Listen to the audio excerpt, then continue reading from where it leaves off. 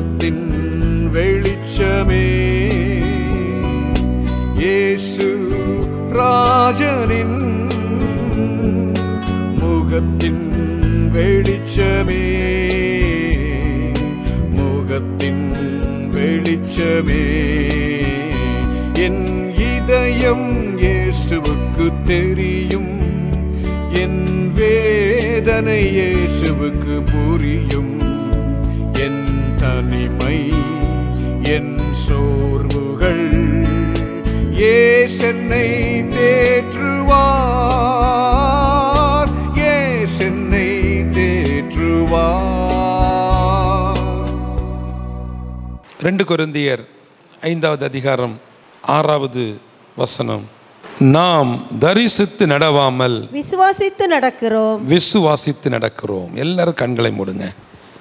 நாம் தரிசித்து நடவாமல் விசுவாசித்து நடக்கிறோம் என்ற இந்த வார்த்தையை கொண்டு விசுவாச தரிசனம் என்ற தலைப்பில் ஆண்டவரே இன்றைக்கு இந்த இடத்துல கொடுக்கிற இந்த வார்த்தை ஒவ்வொரு மனிதர்களுக்குள்ளேயும் ஒவ்வொரு தனி நபர்களுக்குள்ளேயும் உச்சம் தலை முதல் உள்ளம் கால் வரைக்கும் இந்த வார்த்தையினுடைய வல்லமையினால் இந்த ஜனங்கள் நிரப்பப்பட்டு இவர்களுடைய வாழ்வில் இதுவரைக்கும் கண்டிராத, இதுவரைக்கும் பார்த்திராத, நீ என்னை நோக்கி கூப்பிடு, நான் உனக்கு நீ அறியாததும் உனக்கு எட்டாததையும் செய்வேன் என்று சொன்ன கர்த்தர் எங்கள் பிள்ளைகளை கண்ணோக்கி பாரும் ஆண்டவரே.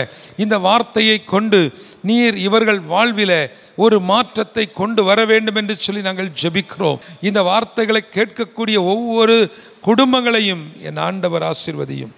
வார்த்தையினால் நிரப்புங்கப்பா. பரிசுத்த ஆவியானுடைய ஆளுகைக்கு கீழே தருகிறேன். இயேசுவின் மூலம் ஜெபிக்கிறேன் நல்ல பிதாவே, ஆமேன் ஆமேன். இன்றைக்கும் கூட இந்த வசனத்தின் வெளிச்சத்தில் 2 கொரிந்தியர் 5வது அதிகாரம் அதில் உள்ள 6வது வசனத்தின்படி உங்களோடு சில காரியங்களை அன்பின் பகிர்வாக வைக்க வாஞ்சிக்கிறேன். நாம் தரிசித்து நடவாமல் விசுவாசித்து நடக்கிறோம் என்ற இந்த வார்த்தை ஒவ்வொரு தனி மனிதனுக்குள்ளேயும் ஒரு மாற்றத்தை கொண்டு வரக்கூடிய ஒரு வார்த்தையாக இருக்கிறது. இங்கே நாம் ஒவ்வொருவரும் விசுவாசித்து நடக்க வேண்டிய பல இடங்களில் நாம் இன்றைக்கும் தரிசித்து நடந்து கொண்டிருக்கிறோம். நான் பார்த்தா நம்புவேன். இந்த வசனத்தினுடைய உள்ளான அர்த்தம் என்ன? எல்லாரும் இயேசுவை விசுவாசிக்கிறோம், இயேசுவை விசுவாசிக்கிறோம். இயேசுவை நான் பார்த்தேன்னு யாராவது நீங்கள் சொல்ல முடியுமா? அவர் உங்களுக்கு தரிசனமாயிருப்பார், வார்த்தைகளை கொடுத்துருப்பார், உங்களோட சில காரியங்களை சம்பவங்களின் மூலமாக இடைபெறுவார். முகமுகமாக பார்த்தேன்னு இங்கே இல்லை. ஆனால் இயேசுவை விசுவாசித்து நாம் நடந்து கொண்டிருக்கிறோம். ஆனால் இந்த நாட்களில் நம்மள அநேகருக்கு ஒரு இடத்துக்கு வாங்கன்னு கூப்பிட்டா விசுவாசத்தில் போக மாட்டாங்க. ஒரு அருமையான சகோதரன் வெளி தேசத்தில் வேலை செய்து கொண்டிருந்தார். ஆண்டவர் அவனுக்கு நல்ல ஒரு ஊழிய அழைப்பை கொடுத்தார். கர்த்தர் அவனை ஊழியத்துக்கு அழைக்கிறார் என்பதை அவன் புரிந்து கொண்டான். ஆண்டவர் அந்த மகனுக்கு கொடுத்த அந்த ஊழிய அழைப்பை குறித்து அவன் பலரிடத்தில் சொன்னான்.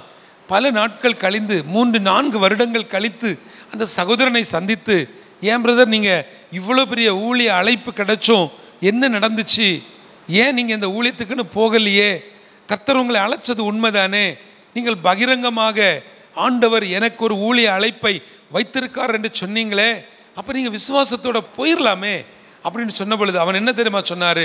பிரதர், நான் 3-4 வருஷமாக ஸ்பான்சர் தேடிட்டு இருக்கிறேன். ஒருவேளை இன்றைக்கு இந்த இடத்துல ஸ்பான்சர் தேடிட்டு இருக்கிறேன்னு யாராவது இருப்பீங்கன்னா, என் பிள்ளைக்கு யாராவது உதவி செய்ய மாட்டார்களா? ஐயோ, என்னுடைய ஊழியத்துக்கு யாராவது ஒரு கதவு திறக்க மாட்டாங்களா? இயேசுவின் நாமத்தினால சொல்லுகிறேன், உங்களுக்கு ஒரு கதவும் இனி திறக்கவே திறக்காது. ஒரு மனுஷன் உங்களுக்கு 10 காசு திறக்க மாட்டான். ஒரு மனிதனுடைய பெருசும் திறக்காது, மனமும் திறக்காது. ஏன்னா நீங்கள் தட்ட வேண்டிய கதவை தட்டல்ல, நீங்கள் கேட்க வேண்டிய நபரிடத்தில் கேட்கல. உங்களுக்கு இந்த உலகத்தில் ஒரே ஒரு ஸ்பான்சர் தான்.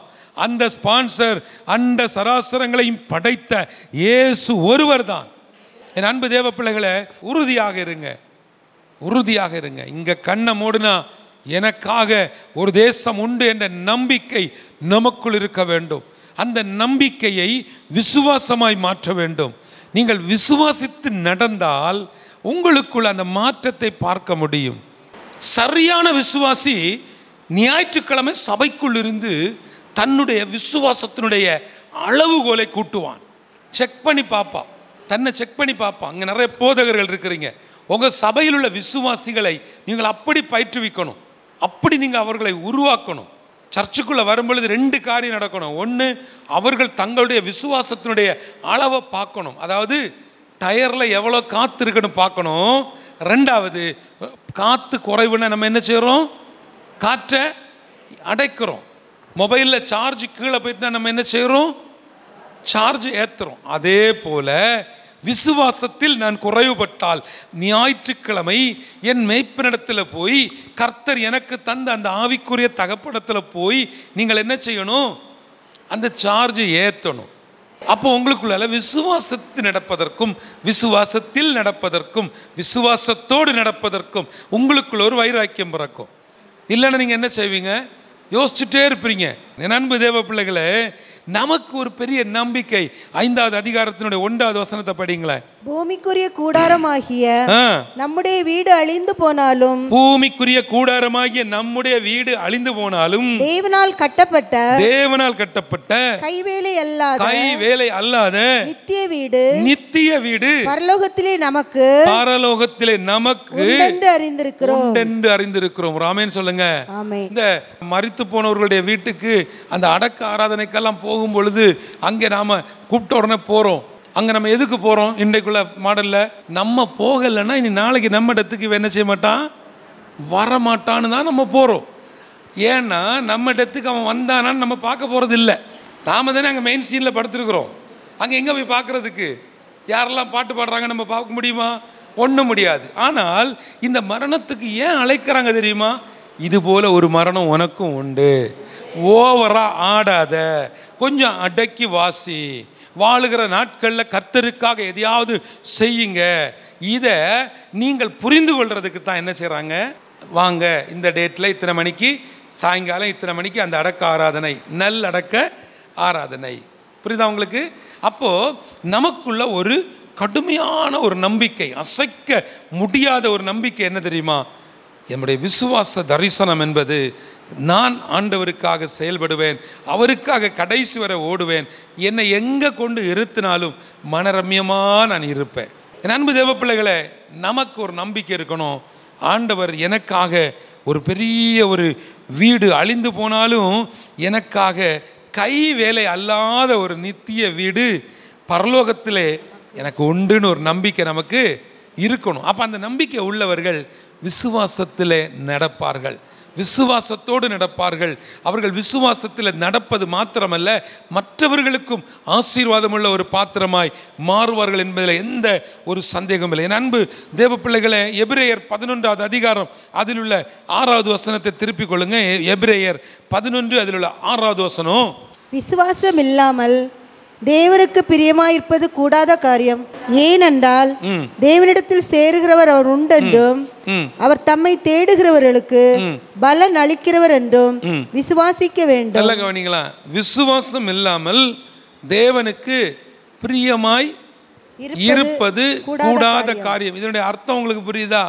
விசுவாசம் என்பதனுடைய அஸ்திபாரமே இப்போ பைபிளில் சொல்லப்பட்டிருக்கிறது ரொம்ப தெளிவாக இருக்குது. விசுவாசம் என்பது நம்பப்படுகிறவைகளின் உறுதியும் காணப்படாதவைகளின் நிச்சயமும். ஆனா இங்க என்ன சொல்லப்படுகிறது? விசுவாசம் இல்லாமல் தேவனுக்கு பிரியமாய் இருப்பது கூடாத காரியம். இப்ப தேவனிடத்துல நான் பிரியமா இருக்கிறேன், தேவன் என்மேல் பிரியமா இருக்கிறாருன்னா எங்க 2 பேருடைய ரிலேஷன்ஷிப்புக்கு உள்ளால இந்த விசுவாசம் தான் என்னது? கனெக்டிங். அதுதான் எங்களை கனெக்ட் பண்ணிச்சு. நேற்று வரைக்கும் அவரோடு நான் இல்லை, அவர் எனக்காக இருக்கிறார், ஆனால் நான் அவர் கூட இல்லை. இந்த உலகத்துக்காக நான் ஓடிக்கொண்டிருந்தேன், இந்த உலகத்தின் பாவங்களுக்காக ஓடிக்கொண்டிருந்தேன். இப்போ எனக்காக அவர் இருக்கிறார். நாங்கள் 2 பேரும் சேர்ந்துட்டோம். எனக்கு ஒரு நம்பிக்கை வந்துட்டு, எனக்கு ஒரு ரட்சிப்பு வந்துட்டு, எனக்குள்ள ஒரு புதிய மனுஷன் வந்துட்டான். இந்த புதிய மனுஷன் அவருக்காக ஓடணும், அவருக்காக வாழணும், கர்த்தருக்காக எதையாவது செய்யணும்னு சொல்லி இருக்கும் பொழுது எனக்கும் அவருக்கும் இடையில இந்த விசுவாசம் ஒரு பெரிய ஒரு பலனாய் இருக்கிறது. அது மாத்திரமல்ல, ஆண்டவர் தம்மை தேடுகிறவர்களுக்கு பலன் கொடுக்கிறவராய் இருக்கிறார். என் அன்பு தேவ பிள்ளைகளே, இங்கே நமக்கு ஒரு அழகான ஒரு வசனம் நமக்கு சொல்லப்பட்டிருக்கிறது. இந்த எபிரேயர் 11 8-9 வசனத்தில் விசுவாசத்தினாலே ஆபிரகாம் தான் சுதந்திரமாய் பெறப்போகிற இடத்திற்கு போகும்படி அழைக்கப்பட்ட போது கீழ்ப்படிந்து தான் போகும் இடம் இன்னதென்று அறியாமல் புறப்பட்டு போனான். இந்த வசனம் ஆண்டவர் அவனுக்கு நீ போன்னு சொன்ன உடனே அவன் என்ன செஞ்சிட்டான்? போயிட்டான். கீழ்ப்படிதல் விசுவாச தரிசனத்தினுடைய முதலாவது ஒரு தன்மை, ஒரு பண்பு என்ன தெரியுமா? கீழ்ப்படிதல். ஆண்டவர் சொன்னார், நான் செஞ்சுட்டேன். ஆமாம், தவறாக நினச்சிடாதீங்க, யாருமே தவறாக நினைக்காதீங்க. ஒரு சம்பவம் உங்களுக்கு சொல்கிறேன்.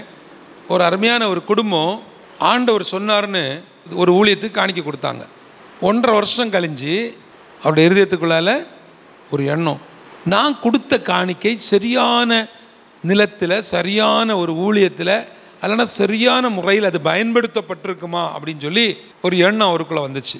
அவர் போய் அந்த போதகரத்தில் போய் கேட்க போனார், ஐயா நான் கொடுத்த காணிக்கையை வச்சு நீங்கள் என்ன பண்ணீங்க? அப்போ அந்த பாஸ்டர் சொன்னார், ஐயா நீங்கள் என்ன நோக்கத்துக்கு கொடுத்தீங்களோ, என்ன காரியத்திற்கு கொடுத்தீங்களோ அதற்கு அது பயன்படுத்தப்பட்டாயிற்றுன்னு. அப்போ அதுக்கு அது பயன்படுத்தப்பட்டிருந்துச்சுன்னா என்னுடைய வாழ்க்கையில் நான் நினச்ச ஒன்றுமே நடக்கலையே. அநேகர் இன்றைக்கு ஊழியத்துக்கு கொடுத்துட்டே இருக்கிறேன், ஊழியத்துக்கு நான் கொடுத்தேன், அப்போ இப்போ ஏன் கொடுக்கறதில்ல? ஒன்றுமே நடக்கலை பிரதர். எனக்கு என்ன சொல்கிறாங்க? ஒன்றுமே நடக்கலை, எனக்கு எந்த அற்புதமும் நடக்கலை, எனக்கு வாழ்க்கையில் எது. அப்போ நீங்கள் உங்களுடைய பிளான் இப்போ என்னது?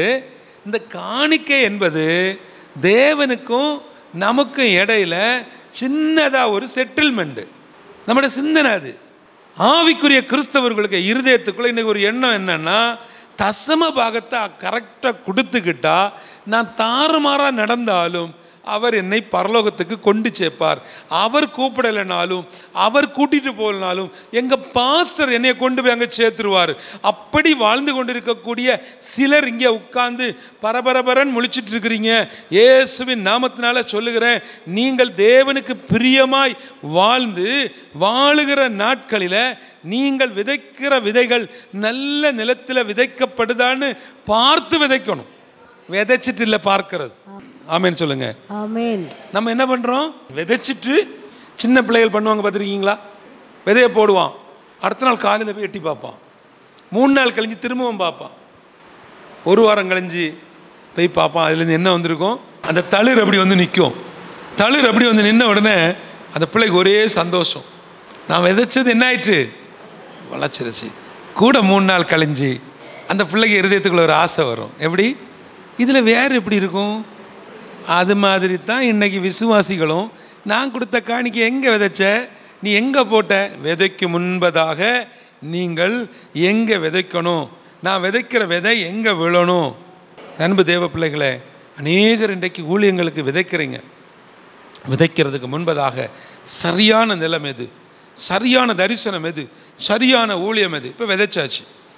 விதைச்சதுக்கப்புறம் நம்ம ஒரு காரியம் பண்ணுறோம். என்ன பண்ணுறோம் தெரியுமா? நமக்கு அந்த விதையை குறித்தோ, அதனுடைய பலனை குறித்தோ, அதனுடைய அறுவடையை குறித்தோ ஒன்றுமே கவலைப்படாமல் நம்ம பாட்டுக்கு என்ன செய்வோம்? என்னுடைய வேலை, கொடுக்குற வேலை, அவங்க வேலை, அப்படி போவாங்க. அதுவும் வசனத்தின்படி சரி கிடையாது. நாம் கொடுத்த அந்த விதை அல்லது நான் கொடுத்த அந்த காணிக்கை நல்ல நிலத்தில் விதைக்கப்படும் பொழுது அதனுடைய பலன் எனக்கு வரணும்னா நான் என்ன செய்யணும்? அதற்கு ஏற்ற பலன் கொடுக்கணும். என்னோட வாழ்க்கையில் ஒரு சுபாவ மாற்றம் வரணும். இப்போ நான் இருக்கிறேன், நான் கொண்டு போய் ஒரு ஆளுக்கு காணிக்க கொடுக்குறேன், ஒரு ஊழியத்துக்கு கொடுக்குறேன், மாதந்தோறும் கொடுத்துட்ருக்கிறேன். என் வாழ்க்கையில் ஒரு மாற்றமும் இல்லைன்னா எப்படி அந்த காணிக்கை எனக்கு பலன் கொடுக்கும்? கொஞ்சம் யோசிங்க. நான் மாதந்தோறும் கொடுத்துட்ருக்கிறேன், ஆனால் ஏன் தனிப்பட்ட வாழ்க்கையில் ஒரு மாற்றம் இல்லை? தனிப்பட்ட வாழ்வினுடைய மாற்றமோ அல்லது நானும் தேவனும் எங்களுக்குள்ள அந்த உறவுகளில் ஒரு மாற்றமோ இல்லாத பட்சத்தில் ஒரு பெரிய ஒரு வித்தியாசத்தை நம்ம பார்க்க முடியாது. அடுத்ததாக நம்ம இன்னொரு காரியத்தையும் நம்ம பார்க்கலாம். இதே 11வது அதிகாரத்தில் 11வது வசனம், ஆனபடியால் சரீரம் செத்தவன் என்று எண்ணத்தகும் ஒருவனாலே வானத்திலுள்ள பெருக்கமான நட்சத்திரங்களைப் போலவும் கடற்கரையிலுள்ள எண்ணிறைந்த மணலைப் போலவும் மிகுந்த ஜனங்கள் பிறந்தார்கள். இவர்கள் எல்லாரும் வாக்குத்தத்தம் பண்ணப்பட்டவைகளை அடையாமல் தூரத்திலே அவைகளை கண்டு நம்பி அணைத்து கொண்டு பூமியின் மேல் தங்களை அந்நியரும் பரதேசிகளும் என்று அறிக்கையிட்டு விசுவாசத்தோடு மரித்தார்கள். நல்ல கவனித்துங்களா? இப்போ நல்ல போராட்டத்தை போராடினேன், விசுவாசத்தை காத்துக்கொள்ள, இவர் இது முதல் நீதியின் கிரீடம் கொடுக்கப்பட்டுலாம் என்ன செய்கிறோம்? நம்ம எங்கே எழுதி வச்சிடுறோம். ஆமாம், கலர் தோட்டத்துக்குள்ளே போனால் காமெடியாக இருக்குது, எல்லா இதுலையும் எழுதி வச்சுக்கிறாங்க. அப்படி இல்லை. கல்லில் ஒரு வசனத்தை எழுதுவதில் நமக்கு பரலோகம் கிடைக்காது. அந்த கல்லில் அப்படி ஒரு வசனத்தை எழுதக்கூடிய அளவில் ஒரு வாழ்க்கையை நம்ம வாழ்ந்திருக்கணும். விசுவாசிக்கிறீங்களா? ஏற்றுக்கொள்கிறீங்களா? என் வாழ்க்கை அப்படி இருக்கணும். என்னுடைய வாழ்க்கையை பார்த்து, இந்த உலகத்தில் என்னுடைய தனிப்பட்ட வாழ்க்கையை பார்த்து, ஊழியத்தை பார்த்து, தரிசனத்தை பார்த்து அநேக ஜனங்கள் வசனத்தின் வெளிச்சத்துக்குள்ளே வரணும். நம்ம இன்னைக்கு எப்படி இதை புரிந்து கொள்கிறோம்னு சொன்னால், இயேசுவின் நாமத்தினால வார்த்தைகளை நம்ம கேட்குறோம். ஆனால் வீட்டுக்கு போகும்பொழுதே அந்த வார்த்தை என்ன ஆயிடுது? அப்படியே மறந்து போயிடுது. இன்னும் கடைசியாக நான் உங்களுக்கு இன்னொரு காரியத்தை சொல்லுகிறேன். எபிரேயர் 11வது அதிகாரத்தில் உள்ள 17 மேலும் விசுவாசத்தினாலே ஆபிரகாம் தான் சோதிக்கப்பட்ட போது ஈசாக்கை பலியாக ஒப்பு கொடுத்தான். ஈசாக்கினிடத்தில் உன் சந்ததி விளங்கும் என்று அவனோட சொல்லப்பட்டிருந்தது. இப்படிப்பட்ட வாக்குத்தத்தங்களை பெற்றவன் மரித்தோரிலிருந்து எழுப்ப தேவன் வல்லவராய் இருக்கிறார் என்று எண்ணி தனக்கு ஒரே பேரானவனை பலியாக ஒப்பு கொடுத்தான். மரித்தோரிலிருந்து அவனை பாவனையாக திரும்பவும் பெற்றுக்கொண்டான். என் அன்பு தேவ பிள்ளைகளே, மரித்தோரை எழுப்ப என் தேவனுக்கு வல்லமை உண்டு என்பதை ஆபிரகாம் விசுவாசித்தான். என் வாழ்வில், என் தனிப்பட்ட வாழ்க்கையில் செத்து கிடக்கக்கூடிய என் வாழ்க்கையில் செயல்படாமல் இருக்கக்கூடிய என்னுடைய தனிப்பட்ட வாழ்வில், குடும்பத்தில், என்னுடைய ஆவிக்குரிய ஜீவியத்தில், பொருளாதார வாழ்க்கையில் இன்று வரைக்கும் செயல்படாமல் செத்து கிடக்கக்கூடிய, மரித்து போன அனுபவத்தில் இருக்கக்கூடிய இந்த காரியத்தில் ஒரு உயிர் கொடுப்பதற்கு, இதை உயிர்ப்பிப்பதற்கு என் தேவனுக்கு வல்லமை உண்டு என்று முதலாவது யார் விசுவாசிக்கணும்? நான் விசுவாசிக்கணும். சொல்லுங்க, நான் விசுவாசிக்கணும். அப்படியே திருப்பிக் கொள்ளுங்க. ஆதியாகமம், இந்த ஆதியாகமம் 22வது அதிகாரத்தில் உள்ள முதல் 3 வசனங்களை நம்ம படிக்கும் பொழுது இந்த காரியத்தை தெளிவாக புரிந்து கொள்ள முடியும். அப்படியே நம்ம ஜெபித்து இந்த செய்தியை முடிக்கலாம். பாருங்க, இங்கே என்ன சொல்லப்பட்டிருக்கிறது? தேவன் ஆபிரகாமை சோதித்தார், ஆபிரகாமை பார்த்து அழைத்தார். 2வது வசனத்தில், உன் புத்திரனும் உன் ஏக சுதனும் உன் நேச குமாரனுமாகிய ஈசாக்கை நீ இப்பொழுது அழைத்து கொண்டு மோரியா தேசத்துக்கு போய் அங்கே நான் உனக்கு குறிக்கும் மலைகள் ஒன்றின் மேல் அவனை தகன பலியாக பலியிடு. கர்த்தர் ஊழியத்துக்கு அழைக்கும் போது ஆபிரகாமுடைய வாழ்க்கையினுடைய ஒட்டுமொத்த பிடிமானம், ஆபிரகாமுக்கு எத்தனை வயசில் பிறந்த குழந்தை, அப்படிதான் ஆண்டவர் செய்வார். நாம் பிடிச்சி வச்சிருக்கக்கூடிய சில பிடிமானங்களை உடைச்சி கர்த்தர் எடுப்பார். நீங்களா உட்காந்துக்கிட்டு நான் என்ன 3வது பிள்ளைய ஊழியத்துக்கு அனுப்பலான்னு முடிவு பண்ணிட்டேன். நீ யார் முடிவு பண்ணுறதுக்கு? அப்படின்னா நீங்கள் ஊழியத்துக்கு போண்டியது தானே. நீங்கள் எந்த பிள்ளைய இது நமக்கு பிரயோஜனம் இல்லைன்னு சொல்கிறீங்களோ அந்த பிள்ளை தான் கடைசி காலத்தில் உங்களுக்கு கஞ்சி ஊற்றும் பிள்ளையாக இருப்பான். என் பிள்ளை என்ஜினியர் ஆக்கும், என் பிள்ளை டாக்டர் ஆக்கும், கடைசி வரைக்கும் என்ன தாயை தகப்பனை அப்படியே தூக்கி வச்சு தாங்குவான்னு பாருங்க, அவன் தூக்கிட்டு கீழே போட்டுருவான். தூக்கிட்டு என்ன செஞ்சிருவான்? கீழே போட்டுருவான். அதனால் உங்கள் நம்பிக்கையை, உங்கள் விசுவாசத்தை என்ன செய்யுங்க? அந்த விசுவாச தரிசனமாக மாற்றுங்க. ஆண்டவரே, நான் வாழுகிற ஒவ்வொரு வாழ்க்கையிலையும் யாருக்கும் டிபெண்டாக சார்ந்து இருக்கக்கூடாது. என்னுடைய கடைசி மூச்சு வரைக்கும் எனக்குடைய கடமைகளை நான் செய்யக்கூடிய பலனை எனக்கு தாரும். ஆண்டவரே, எனக்கு உடம்பெல்லாம் அந்த பெட்ஷோர் வரக்கூடாது, உடம்பெல்லாம் அந்த புண்ணு வரக்கூடாது, நான் அப்படியெல்லாம் கஷ்டப்படக்கூடாது. கடைசி காலத்தில் என்னையை போட்டு கஷ்டப்படுத்தாதீங்க. எனக்கு இருக்கிற நாட்களில் நான் ஏதாயிலும் நன்மை செய்யணும். கிடைக்கிறதெல்லாம் சேர்த்து சேர்த்து சேர்த்து தெருவுக்குள்ளே நடந்தால் எங்கே பார்த்தாலும் நிலம், எங்கே பார்த்தாலும் வீடு, எல்லாம் எனக்குள்ளது, எல்லாம் எங்களுக்குள்ளது தான். எல்லாம் நாங்கள் தான் வாங்கி போட்டிருக்கிறோம். எல்லாத்தையும் வாங்கி போட்டுட்டு கடைசியில் சர்ச்சில் தான் போய் நிற்கணும். என் அன்பு தேவ பிள்ளைகளை, இன்றைக்கு ஒரு முடிவெடுங்க.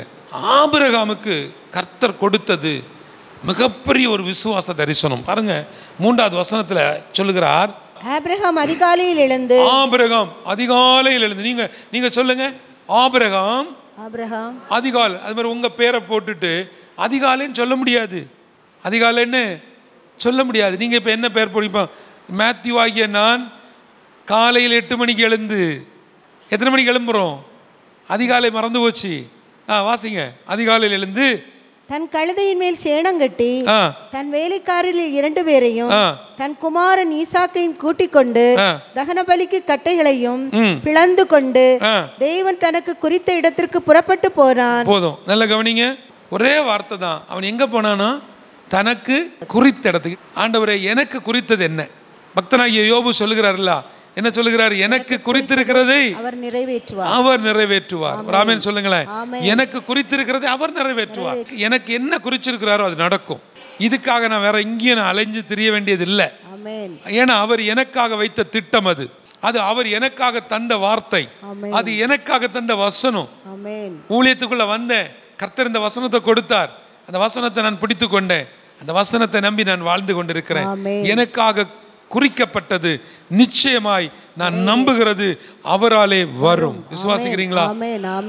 அன்பு தேவ பிள்ளைகளை, கடைசியாக நான் உங்களுக்கு சொல்லுகிறேன், ஆண்டவர் இன்றைக்கு ஒரு பெரிய ஒரு விசுவாசத்தை நமக்குள்ள வைத்திருக்கிறார். இந்த முதலாவது வார்த்தை இங்கிருந்து உங்களுக்கு கொடுக்கும் பொழுது, நீங்கள் தரிசித்து நடாதபடிக்கு எப்போ பார்த்தாலும் எதையாவது எதிர்பார்த்து நான் எங்கே போகிறது, எது செய்கிறது. ஆயத்தம் என்பது தேவனுக்கு நமக்கும் உள்ள நான் ப்ரிப்பேர் பண்ணக்கூடிய காரியம்.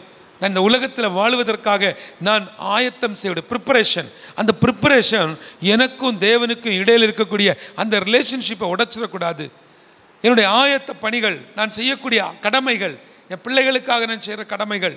ஒரு அருமையான தகப்பன் தன்னுடைய 2 பிள்ளைகளுக்குன்னு சொல்லி நிறைய சொத்து சுகம் எல்லாம் வச்சுருந்தார். ஒரு முறை ஒரு இடத்த வாங்கும் பொழுது அந்த தகப்பன் சொன்னாராம், அங்கே கூட நின்ன ஃப்ரெண்ட்ஸ்கிட்ட சொன்னாராம், பாருங்கள் இது என் பிள்ளைகளுக்காக நான் வாங்கின இடம், ஆனால் இது ரொம்ப பெருசாக இருக்குது, இதில் ஆறுகள் மலைகள் பள்ளத்தாக்குகள் எல்லாம் அந்த சொத்துக்குள்ளால இருக்குது. என் பிள்ளைகள் இனி வர நாட்களில் அவர்கள் ஒற்றுமையாய் குடும்பமாக இந்த இடத்துக்குள்ளே இருப்பாங்க. எவ்வளோ பெரிய சந்தோஷம், நாங்கள் எல்லாரும் சேர்ந்து இங்கே இருக்க போகிறோம், ஒரு மகிழ்ச்சி. திடீர்னு அவர் மரித்து போனார். இந்த தகப்பனானவன் அதை வாங்கும் பொழுது அதில் உள்ள 10ல் 1, அதாவது ஒரு 10 ஏக்கர்னு வச்சுக்கோங்களேன், அதில் 1 ஏக்கரை யாருக்கு கொடுக்கணும்? கர்த்தருக்கு கொடுக்கணும், கர்த்தருடைய ஊழியத்துக்கு கொடுக்கணும்னு சொல்லிட்டு ஒரு காரியத்தை வச்சுட்டார். பாருங்கள், அந்த வார்த்தையை படித்து பார்த்தோன்னே 2 பிள்ளைகளுக்கும் ஏற்றுக்கொள்ள முடியல.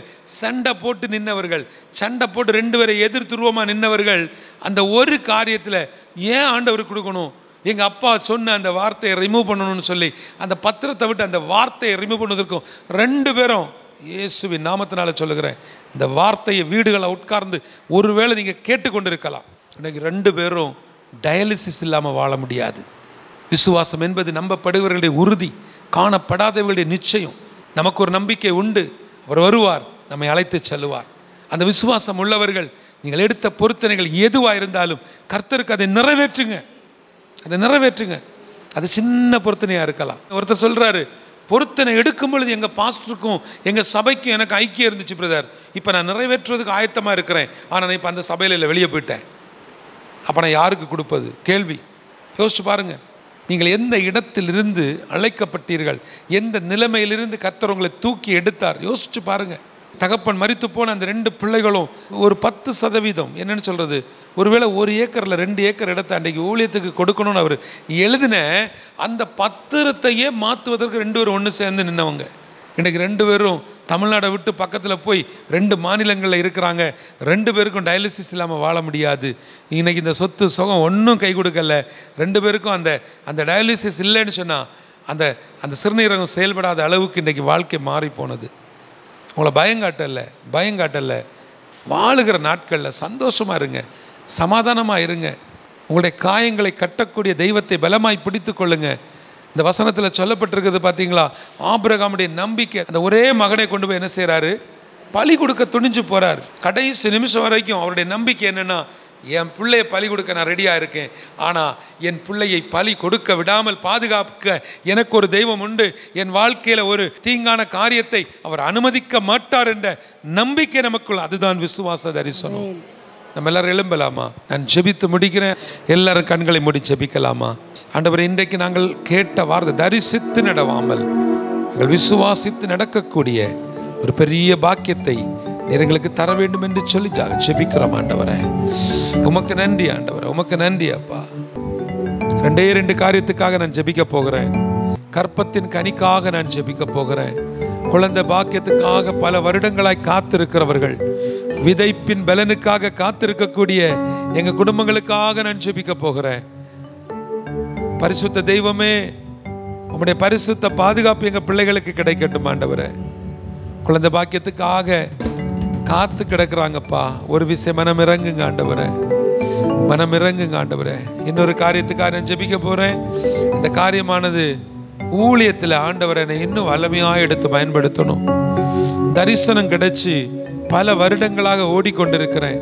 பல ஸ்தாபனங்களை நம்பி, பல தலைவர்களை நம்பி, பல ஊழியங்களை நம்பி, பல ஊழியர்களை நம்பி, பல குடும்பங்களை நம்பி, தேவன் எனக்கு கொடுத்த தரிசனத்தினுடைய அந்த அடிச்சுவடுகளை மறந்து ஒரு விசுவாசி எப்படி பின்மாற்றத்தில் போய்விட்டானோ அதே போல எனக்கான அழைப்பு என்ன புரியாம இந்த இடத்துல நின்று கூட விசுவாச தரிசனம் இன்றைக்கு எனக்குள்ள ஒரு புதிய பலனை தந்திருக்கிறது என்று சொல்லி நம்பிக்கையோடு நிற்கக்கூடிய, ஊழியத்துக்காக அழைக்கப்பட்டும் அந்த ஊழியத்துக்குள்ள ஸ்திரப்பட முடியாமல் எனக்கான அழைப்பு போதக அழைப்பா, சுவிசேஷ அழைப்பா, எனக்கு கொடுக்கப்பட்ட அழைப்பு ஒரு மிஷனரி அழைப்பா, ஒரு மேய்ப்பனுக்குரிய அழைப்பா என்று தெரியாதபடி குழம்பி தவிக்கக்கூடியவர்களுக்காக ஜெபிக்கிறோம். எல்லாரும் கண்களை மூடி ஜெபி. கிருபையும் இரக்கமும் நிறைந்த எங்கள் நல்ல கர்த்தாவே உமக்கு நன்றி ஆண்டவரே. இந்த நாளினுடைய வார்த்தைக்காக உமக்கு நன்றி. இப்பொழுதும் நீர் எங்களோடு இடைபெட்டு கொண்டிருப்பதற்காய் உமக்கு நன்றி செலுத்துகிறோம். ஒரு விசுவாச தரிசனம் எங்களுக்குள்ள உருவாக்கப்படட்டும் ஆண்டவரே. குழந்தை பாக்கியத்துக்காக காத்து கிடக்கக்கூடிய பிள்ளைகளுடைய வாழ்வில் உச்சம் தலைமுதல் உள்ளம் கால் வரைக்கும் இயேசுடைய கல்வாரி இரத்தத்தை நாங்கள் தெளிக்கிறோம். அது ஒவ்வொரு எலும்புகளுக்குள்ள, ஒவ்வொரு நரம்புகளுக்குள்ள ஆண்டவரே, அது ஒரு இரத்த நாளங்களுக்குள்ள அந்த பரிசுத்த இரத்தம் கடந்து போய் ஆண்டவரே மருத்துவர்கள் சொன்ன காரியங்கள் எல்லாம் மாற்றப்பட்டு இயற்கைக்கு அப்பாற்பட்ட ஒரு பெரிய ஒரு அற்புதத்தை கர்த்தர் எங்கள் பிள்ளைகளுக்கு செய்வதற்காய் நன்றி ஆண்டவரே. எடுத்த பொருத்தனைகளை நிறைவேற்ற கிருபை பாராட்டுங்க. நேபாள் தேசத்திற்காக, இந்த ஒளிபரப்புக்காக, இந்த பரலோக தோட்டத்துக்காக எடுத்த பொருத்தனைகளை நிறைவேற்றுவதற்கு பொருளாதார எல்லைகளை கர்த்தர் விரிவாக்கி பண்ணி தாங்கப்பா ஆண்டவரே.